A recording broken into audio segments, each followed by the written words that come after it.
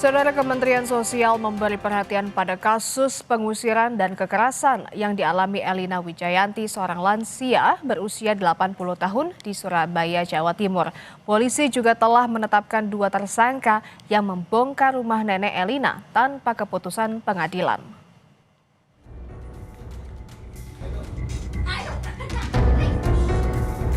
Kasus dugaan pengusiran paksa yang menimpa Elina Wijayanti, seorang lansia berusia 80 tahun di Surabaya, Jawa Timur, terus menjadi perhatian publik.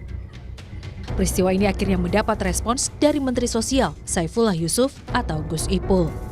Nenek Elina diduga diusir secara paksa dari rumah yang telah ia huni sejak 2011. Pengusiran itu disertai pembongkaran bangunan tanpa adanya putusan pengadilan. Peristiwa itu memicu keprihatinan luas, terutama terkait perlindungan terhadap kelompok rentan seperti lansia. Mensos menyatakan, setiap persoalan yang menyangkut hak dan perlindungan warga negara, khususnya lansia, harus ditangani sesuai prosedur dan hukum. Ini disampaikan Gus Ipul saat kunjungannya ke Geraha Unesa, Surabaya, Senin kemarin. Gus Ipul juga mengingatkan masyarakat agar tidak mudah terprovokasi dan menyerahkan penanganan kasus ini kepada aparat penegak hukum. Mari lansia, anak-anak, penyandang disabilitas itu adalah kelompok-kelompok rentan yang kita lindungi. Harus kita fasilitasi, kita berikan perlindungan. Kalau memang ada masalah, selesaikan dengan baik ya, supaya orang tua kita, kelompok-kelompok rentan ini benar-benar bisa memperoleh hak. Sementara itu, penanganan kasus nenek Elina di tingkat kepolisian terus berjalan. Polisi telah menetapkan 2 tersangka atas kasus pengusiran dan kekerasan. Salah satunya adalah Samuel Adi Kristanto yang diduga menjadi dalang pembongkaran paksa rumah nenek Elina. 1 tersangka berinisial MY masih dalam proses pencarian. Samuel dilaporkan oleh kuasa hukum nenek Elina atas dugaan pengusiran dan kekerasan yang dilakukan secara bersama-sama.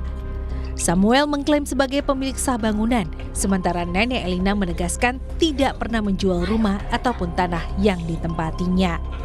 Polisi menyita 1 unit mobil pickup yang diduga digunakan untuk mengangkut barang-barang milik korban saat pengusiran terjadi. Tadi pemeriksaan ahli, kemudian kami juga gelar perkara menetapkan tersangka terhadap 2 orang, yaitu SAK dan MY. Dan kami juga sudah melakukan yang tadi penangkapan terhadap tersangka SAK dan saat ini sedang dalam pemeriksaan. Demikian. Untuk MY sendiri dan MY masih tim kami masih di lapangan untuk melakukan penangkapan terhadap MY.